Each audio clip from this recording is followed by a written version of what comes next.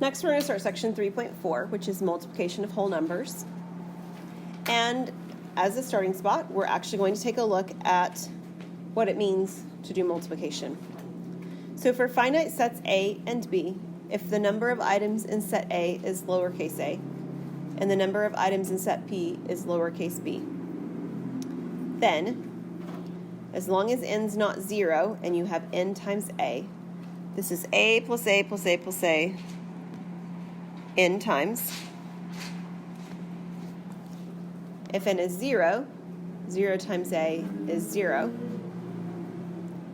And if you take the numbers a and b, it's the number of items or elements in the cross product. The Cartesian product is what we call it. Sorry, Cartesian product A cross B.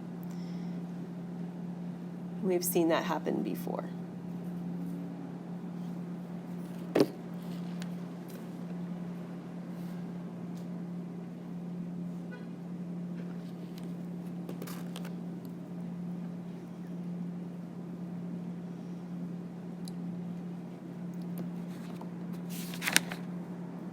Okay, there are 4 models for multiplication that we're going to take a look at. The first one is called the repeated additions model. So this is an example of one where this model makes a lot of sense. It says Giselle takes 3 tests every Friday. After 4 Fridays, how many tests has she taken? So this very much feels like I'm repeatedly adding the same value, right? 4 times. So 3 plus 3 plus 3 plus 3 is 12, and 12 what? Tests. Something where you're actually repeatedly adding something together. You might say, but isn't that the definition of multiplication? And it is the most direct application or definition from the application from the definition of multiplication. But there are others, and here's an example of one that you see used all the time. An array model. Minhyu is baking cookies. He's able to place the dough 3 cookies wide and 6 cookies long in his pan. How many cookies will his pan hold? So we're going to draw cookies with Minhyu. And it says they're 3 wide.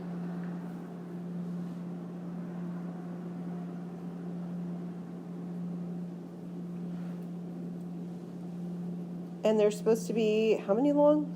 6. 6 long.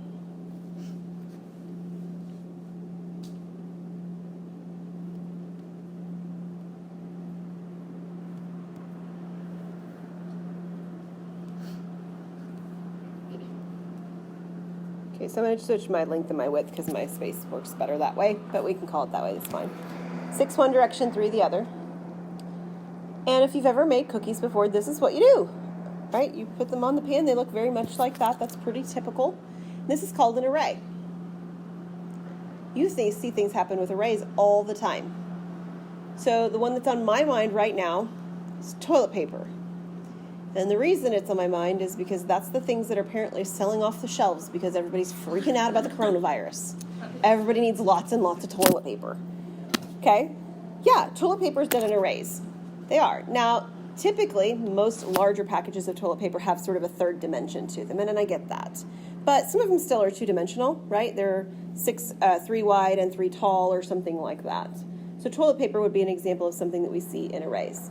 And I know you know lots of other ones, but I want you to save your ideas because you're going to create your own example here in a minute. I don't want you to throw them all the way out there and just have lost all your ideas. So hold tight. Now, if we take a look at this, of course, like we said, it's 6, in this case, long and 3 wide or tall. And then my 3 times my 6, or if I count them, you see that I get how many cookies? 18 cookies.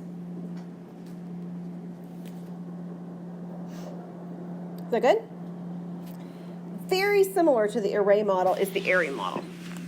Now you'll notice right next to it, it said over here, area is used for sets. I'm sorry, I said that wrong. Array is used for sets. And this one says area is used for measurement. Okay, so when we're looking at the toilet paper or the cookies, we're counting objects, right? But when we're looking at area, we're counting space or length. It's a dimensional product or a dimensional quantity. So yes, we're still looking at sort of a length and width issue, but it's of a different type of measurement. For example, if I draw this picture, I'm probably not going to draw individual little squares, right, like I did to measure individual cookies. I'm probably going to draw a rectangle. So it says in this that Alexis is planting a garden. She has a space that's 5 feet wide, 7 feet long. How much area does she have in which to plant? So on one side it's 5, and on one side it's 7. And so it very much feels like I've got the same kind of image I had over here, but this is an image of objects, whereas this is an image of space. Okay, so slight variation. Of course, it's still multiplication, 5 times 7. I still get 35. And although we're not going to spend a whole lot of time worrying about it right now because we do this in geometry and measurement, the units for this would be square, was it feet or inches? I had feet. So it'd be feet squared. It looks like that. Okay, because it's feet times feet. So square feet. So the area model is, and it's not like about gardens. Like you could do a garden that would be an array model if you were talking about the number of flowers planted, right? Because that's measuring actual physical objects, whereas this is measuring a space when we're looking at area. Okay, that's the difference.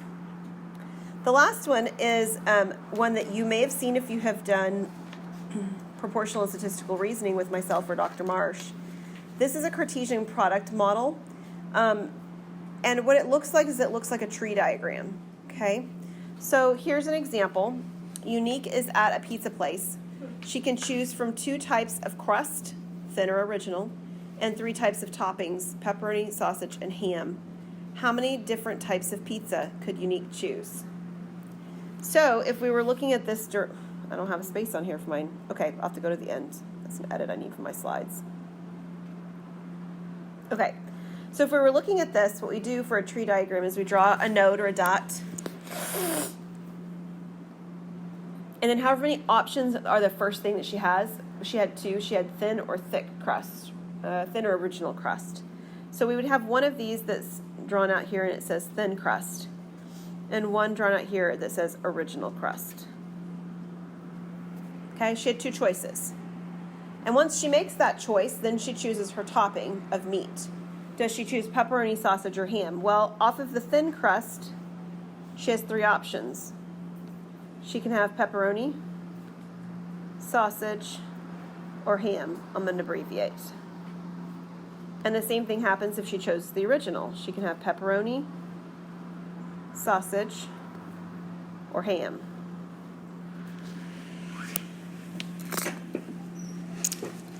And so what you do when you're looking at this diagram is you count the different numbers of pizzas that you have. So if you actually look at this, I have a thin pepperoni, I have a thin sausage, I have a thin ham.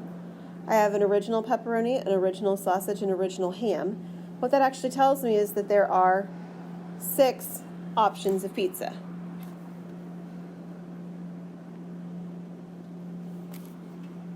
So I'm just counting how many branches I end up with at the very end, and that will give me the result. Does that make sense? Okay. Let's see, we do not have an even number. Okay, so we'll make it work. So go ahead and find somebody nearby you, and I'll help you if you need more help on doing so. And you're going to take a look at those 3 not algorithms, but model types that I just described. Oh my word, what did I just click? No, we're okay. Here. You're going to look at these 4, not 3, but 4 different types of models. And you're going to create an example problem for each one of them. And again, you're not going to do the work for it. You're just going to write a paragraph or so, okay?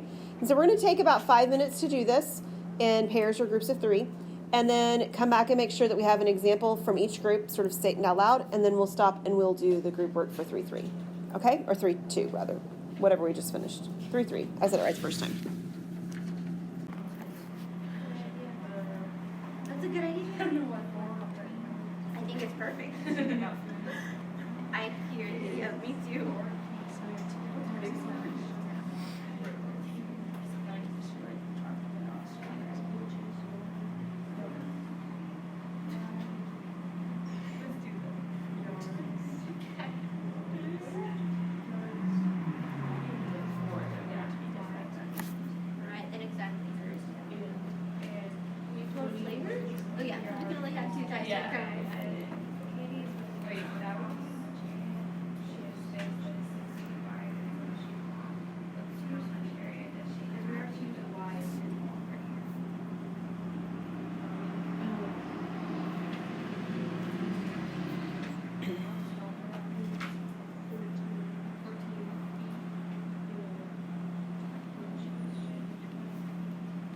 Okay, push pause where you are. Even if you're not done writing, it's okay. I want to start from the bottom up because I know not all of you got to that one, but I know at least you guys did because I heard you talking about it. So does somebody have an example they'd like to give us for Cartesian product for your question? Okay, go ahead and do yours. That'll be fine. Okay, so kind of paraphrasing because I didn't write it out, but basically like we could say, Brooke has to choose the perfect ice cream combination. She can choose between sugar and waffle cones, and there are also 4 different types of flavors. How many different combinations could Brooke make? Yeah, how many choices of ice cream cone could she have? Very good. How about an area example? Okay, go ahead.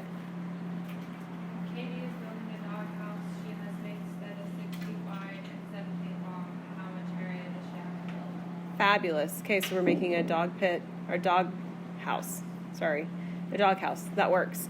One of the things, and you guys fixed it because I overheard you listening too, is that you want to make sure that you are talking about something two-dimensional, like the space of it or the tile on the ground. So occasionally somebody will bring up swimming pools, but then they'll start filling the pool with water.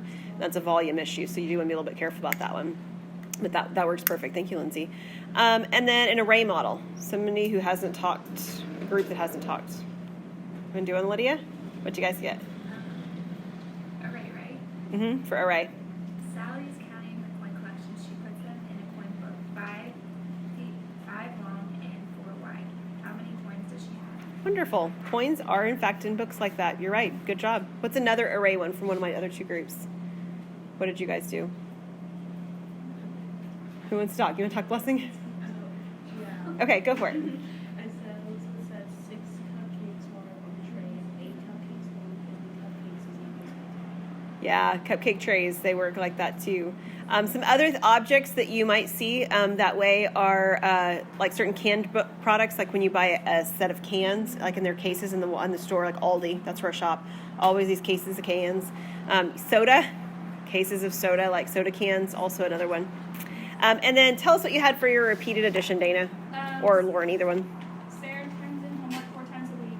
How many homework assignments will she turn in 4 weeks? All right, 4 assignments per week. How many does she turn in 4 weeks? That's a very good example of a repeated addition one. Awesome. Okay, so I'm going to have you stay. I've got other groups you guys can get into at some point, but it doesn't make any sense because half the class is gone.